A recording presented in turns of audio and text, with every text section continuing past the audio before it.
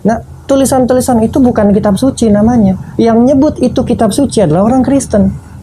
Di mata orang Yahudi, kitab Yehezkiel adalah kitab sejarah. Tanakh itu Torah, Nevi'im, Ketuvim. Torah itu yang di gulungan tadi itu, Torah.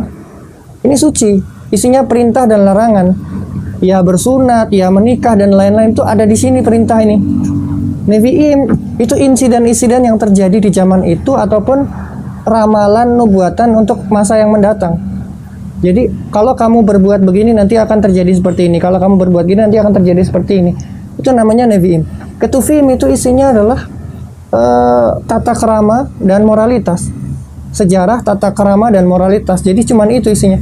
Yang dua ini itu bukan kitab suci. Yang sebut itu kitab suci adalah orang Kristen yang nggak paham kitab orang Israel. Setiap kali ketemu Yud He Vav He, Arabnya adalah Allah. Jadi itu adalah Tuhan yang satu, tidak lahir, tidak mati, tidak terkurung dalam ruang, tidak terkurung dalam waktu, dan tidak terkurung dalam koordinat. Itu sudah termasuk ruang. Mengatasnamakan kitab Torah dengan menggunakan terjemahan lalu mengacak-acak isinya, bahkan menafsir dengan sekehendak hatinya sendiri menurut agenda pribadinya, itu saya nggak suka. Kalau mereka ingin mengkritisi kitab saya, kritisilah teksnya atau ajarannya. Kenapa juga harus mengkritisi orangnya dengan melakukan body shaming atau hal-hal yang tidak bertanggung jawab lainnya yang sebetulnya tidak penting dan tidak akademis? Bagaimana bisa mengatakan orang itu punya iman, punya pengetahuan, kalau yang dia lakukan ketika dia tidak bisa menjawab pertanyaan atau ditanya tidak bisa menjawab, lalu dia menjelek-jelekan pribadi dari orang itu? Itu yang menyalibkan Yesus itu adalah Roma, bukan orang Yahudi. Tapi mereka lalu mengkambing hitamkan orang Yahudi seolah-olah orang Yahudi ini jahat. Tapi kalau ditanya orang Yahudi yang mana, siapa nama pemimpinnya atau kelompok dari sekte mazhab mana, mereka nggak bisa jawab. Jadi perjanjian baru itu penuh dengan cerita-cerita yang nggak jelas. Bahkan Paulus yang mereka bangga-banggakan, nasabnya nggak ada. Assalamualaikum warahmatullahi wabarakatuh. Saya adalah Ishak. Sebetulnya kalau ditanya saya ini siapa, saya bukan siapa-siapa. Jadi kalau misalnya ada yang penasaran saya ini siapa, kenapa juga harus penasaran dengan orang yang bukan siapa-siapa gitu. Cuman tugas saya dan misi saya satu, yaitu adalah menegakkan kebenaran, dimana ketika kebenaran itu disimpangkan oleh orang-orang yang tidak bertanggung jawab alias agama lain yang mengatasnamakan Torah, ketika hal itu terjadi maka saya akan maju yang paling depan untuk berperang melawan mereka, karena mereka sudah mengacak-acak dan memperkosa kitab suci kami, yaitu Torah, di mana kitab suci itu harus dipahami dalam bahasa aslinya menurut Mesora atau tradisi yang diturunkan secara generasi ke generasi bersanad, dan juga halakha atau syariat yang terkandung di dalamnya yang tidak dimengerti oleh agama lain, lalu mereka berusaha memperkosa itu, merubah maknanya dengan terjemahan-terjemahan yang dilakukan oleh bapak-bapak gereja atau agama Kristen yang dilakukan 2000 tahun yang lalu, sejak mulai abad ketiga, 4, dan kelima. Jadi tugas saya adalah melawan itu semua, karena kalau tidak ada yang membela, lantas mereka akan selalu mengatasnamakan kitab Torah, bahkan mereka berani mengatakan Hashem, HaKadosh Baruch Hu, menjadi manusia. Itu penghinaan yang luar biasa terhadap Tuhan pencipta alam semesta ketika mengatakan Hashem menjadi manusia. Jadi saya adalah sangat marah dan sangat terpancing melihat ini, makanya saya terjun ke dalam dunia perdebatan.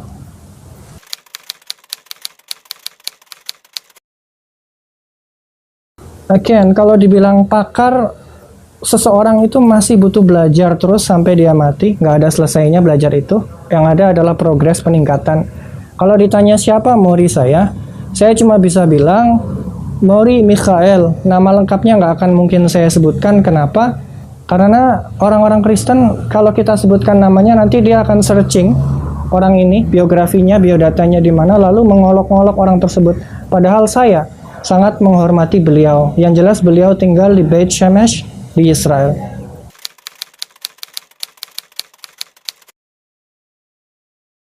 Kalau kita bilang masalah Muslim atau Yahudi, itu kan sebutan orang yang diatributkan kepada saya. Saya sendiri tidak terlalu peduli orang mau menyebut saya siapa. Yang penting adalah saya melawan orang yang berusaha menyimpangkan kitab Torah tersebut. Karena kalau kita lihat di konsep Islam sendiri, kenapa Islam mengatakan seluruh nabi-nabi itu muslim? Padahal mereka tidak memegang kitab yang namanya Quran. Walaupun tidak ada Quran di tangan mereka, mereka disebut muslim, artinya orang yang berserah diri.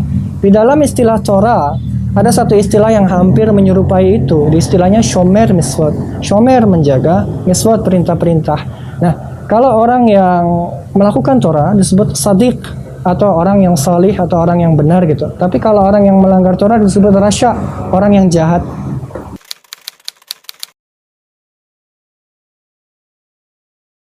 Seluruh agama mungkin mengajarkan tata cara peribadahan, dan tata cara peribadahan itu disebut dengan berbagai nama, dalam berbagai macam bahasa, dan dalam berbagai macam ritual gerakan.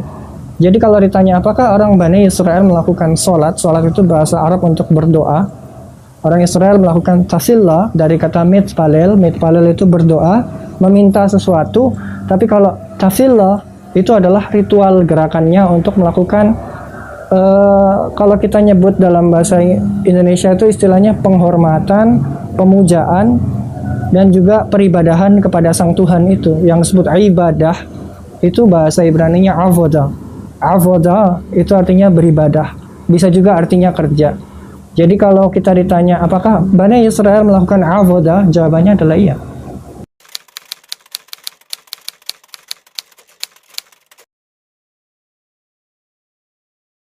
Terutama adalah kalau saya harus jujur tanpa menyembunyikan sesuatu, orang Kristen sering sekali mengatasnamakan kitab kami kitab orang Yahudi. Ajaran kami penerus daripada ajaran Yahudi. Sebetulnya Yahudi sendiri di dalam Torah tidak pernah disebut, adanya Israel. Kalaupun ada dalam bahasa Ibrani Yehudim, Yehudim itu artinya adalah Hod et Hashem, orang yang memuliakan Hashem. Bagaimana? Shomer miswot, menjaga perintah-perintah. Jadi orang yang menjalankan perintah Torah, menjauhi larangan Torah disebut Yehudim. Tapi ada juga orang-orang Israel yang dengan melakukan Torah disebut shomerim, artinya penjaga-penjaga. Yehudim orang yang memuliakan. Jadi sebetulnya sebutan-sebutan itu nggak penting, karena sebutan-sebutan itu adalah kalau kita bisa mengatakan artificial division, artinya adalah membelah-belah sesuatu secara artificial yang sebetulnya di kitab suci nggak pernah disebutkan, tetapi orang menyebut, oh kamu kelompok ini, kamu kelompok itu, kamu mazhab ini, kamu mazhab itu, kamu sekte ini, kamu sekte itu. Buat saya itu nggak penting. Seperti itu kira-kira.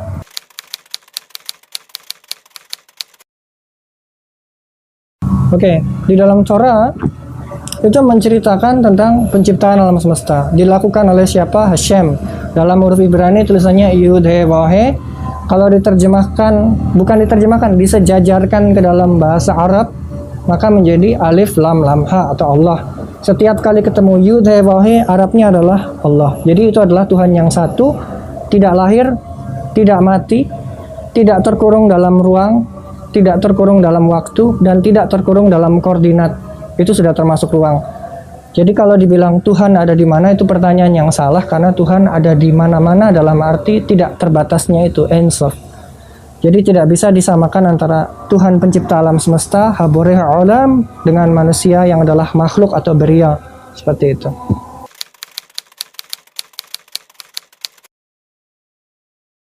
Dalam literatur Bani Israel tidak ada nama Yesus.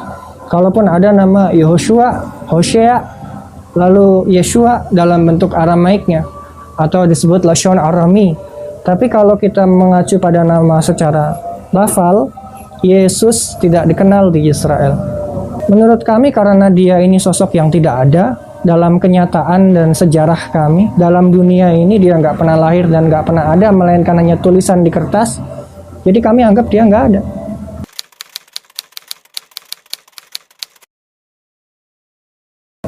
Yang paling tidak setuju, orang yang menggunakan terjemahan, mengatasnamakan kitab Torah dengan menggunakan terjemahan lalu mengacak-acak isinya, bahkan menafsir dengan sekehendak hatinya sendiri menurut agenda pribadinya, itu saya nggak suka. Pastinya, karena sama seperti ginilah.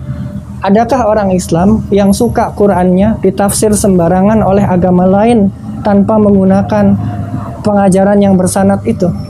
Pasti tentu tidak terima. Siapapun orang yang mengacak-acak kitab Anda, pasti Anda akan marah. Begitu juga dengan kami yang kitab kami diacak-acak oleh agama lain yang tidak bertanggung jawab, yang bahkan bahasanya pun tidak mengerti tapi berusaha untuk menafsirkannya. Ini lucu, sangat tidak masuk akal.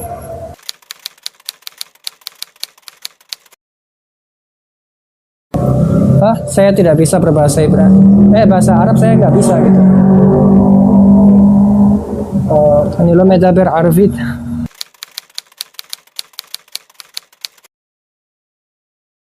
Karena bagi saya kehidupan saya adalah sebuah privacy yang tidak ingin diganggu oleh orang lain.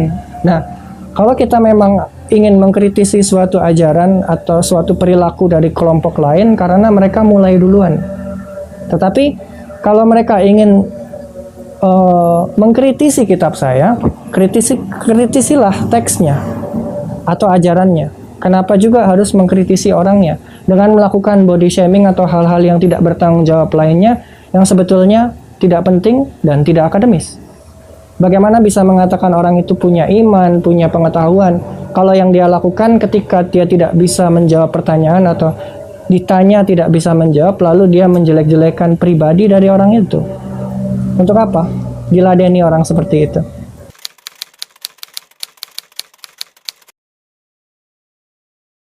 Kalau kita merujuk kepada Torah, Torah itu tidak membicarakan tentang siapa-siapa yang berisi nama-nama. Torah hanya secara tegas mengatakan bahwa setelah Moshe meninggal, harus ada penerusnya. Siapa penerusnya secara bersanad dan secara tekstual membuktikan dalam sejarah, baik data empiris ataupun historis, adalah Yehoshua bin Nun. Yehoshua bin Nun sering diterjemahkan oleh orang-orang Kristen Yosua atau Joshua. Joshua bin Nun, Joshua the son of Nun. Yehoshua bin Nun adalah orang yang menggantikan Moshe setelah beliau meninggal untuk mengantarkan Bani Israel yang ada di padang gurun ini sampai ke Eretz Haberith, tanah perjanjian. Jadi kalau tidak ada Yehoshua bin Nun sebagai navigator atau GPS dan juga yang menyediakan mereka makan minum dengan keajaibannya, siapa lagi? Jadi itu bukan bicara ribuan tahun ke depan, tapi lebih tepatnya adalah setelah Moshe meninggal, ada penerusnya. Itu yang dimaksud. Kalau kita baca di dalam Torah, Nabi akim laham miqarif aheham, seorang nabi, aku akan hadirkan.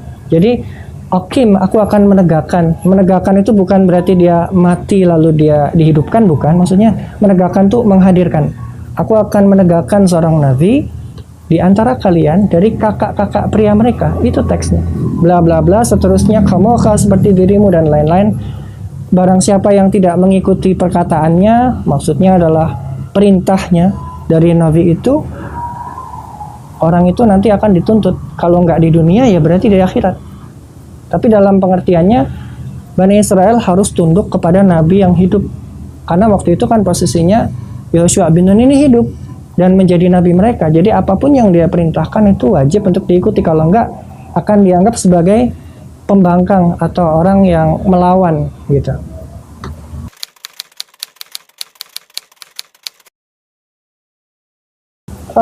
Di Israel nih, kalau kita bicara masalah nama Yeshua itu banyak. Di pasar itu banyak, samalah kalau misalnya kita hidup di Indonesia. Di Jawa tuh nama Slamet itu pasti banyak.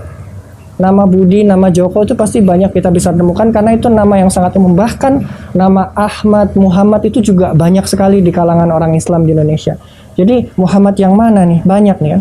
Nah, Yeshua yang mana? Banyak. Kalau kita bicara masalah Yeshua yang disalib, orang Yahudi tidak pernah merasa mereka menyalibkan siapapun dan dalam sejarah literatur juga nggak ada. Kalaupun diceritakan di dalam kitabnya orang Kristen yang dikarang oleh Flavius Titus, itu yang menyalibkan Yesus itu adalah Roma, bukan orang Yahudi. Tapi mereka lalu mengkambing hitamkan orang Yahudi seolah-olah orang Yahudi ini jahat. Tapi kalau ditanya orang Yahudi yang mana, siapa nama pemimpinnya atau kelompok dari sekte mazhab mana, mereka nggak bisa jawab. Jadi perjanjian baru itu penuh dengan cerita-cerita yang nggak jelas. Bahkan Paulus yang mereka bangga-banggakan, nasabnya nggak ada. Nasabnya tidak ada. Jadi tidak tahu siapa ayahnya, ibunya, kakeknya, itu nggak ada silsilahnya. Bagaimana orang mau percaya? Dianggap sebagai orang yang tiba-tiba ada gitu, kayak semacam intel yang tidak diketahui jati dirinya itu siapa.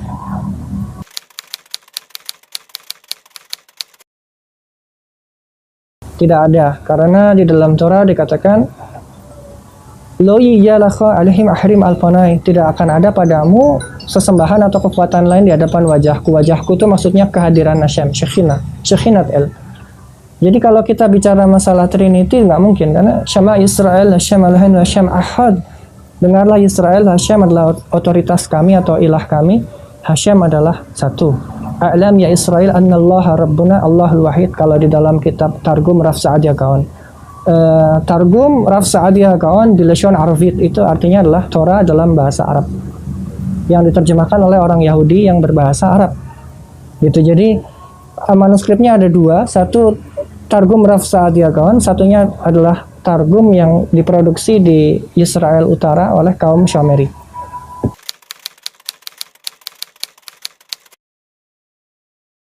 Seperti ini contohnya ya, contoh perubahan kata yang merubah arti.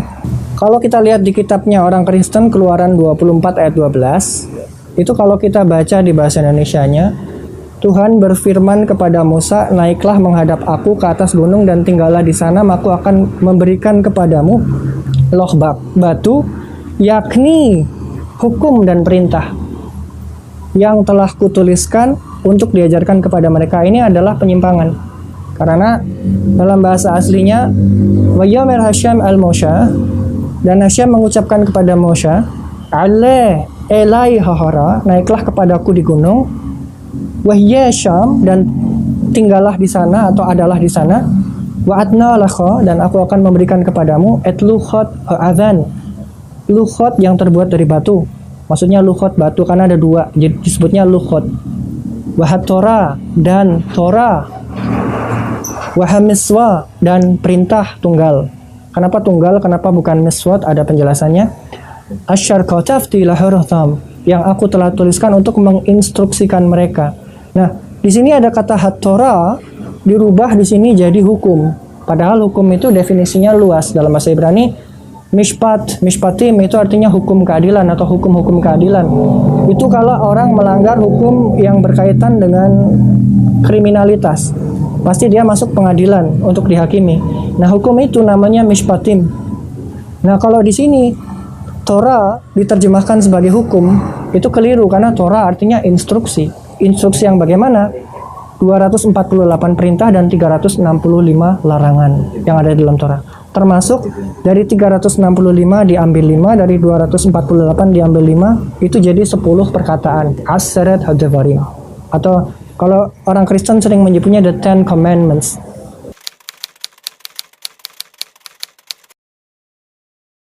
Torah, Nevi'im, Ketuvim itu Tanakh. Kalau di singkatan modernnya, di zaman dulu orang menyebutnya Hamikra. Lalu orang Kristen menambahkan Berit Hadasha. Padahal Berit Hadasha itu kalau di dalam Tanakh, Berit Hadasha itu perjanjian diperbaharui. Bukan berarti kitabnya namanya perjanjian baru. Dan gak ada kitab Matius, Markus, Lukas, Yohanes, itu bukan kitab Yahudi, bukan kitab orang Israel, itu kitab yang diciptakan oleh orang Yunani dan orang Syria. Yunani namanya Textus Receptus, Syria namanya Peshitta.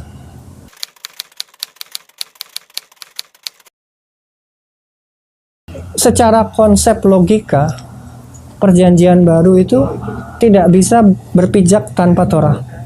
Kalau Torahnya diambil, dia tenggelam. Seperti itu, dan memang terbukti tanpa adanya kitab orang-orang Israel yang disebut Hamikra atau Tanakh, perjanjian baru ini ibarat orang yang dilempar ke laut, dia tenggelam, dia nggak bisa berpijak karena nggak ada pijakannya. Torah itu adalah pijakannya atau fondasinya. Tanpa itu dia tenggelam, karena memang seluruh nubuatan yang diklaim di dalam kitab perjanjian baru itu mencomot dari kitabnya orang Yahudi, tetapi tidak kontekstual, hanya satu ayat diambil dibikin klaim, satu ayat diambil dibikin klaim, tidak dibaca seluruh pasal dan tidak sesuai dengan konteks. Contoh Yeshayahu 9 ayat yang kelima itu berbicara mengenai Raja Hizkiyahu yang disebut Sar Shalom atau pangeran kedamaian, tapi mereka mengatakan bahwa itu Yesus, padahal Yesus itu lahirnya 700 tahun ke depan. Itu nggak mungkin. Dan Yeshayahu 39 ayat 8 juga Wayomer Hizkiyahu el Yeshayahu, dan Hizkiyahu mengucapkan kepada Yeshayahu bla bla bla, Kiya shalom wa amah biyamai, karena akan ada kiya shalom, karena akan ada kedamaian, wa amah dan kebenaran, biyamai di hari-hariku. Itu bukan bicara tentang Yesus.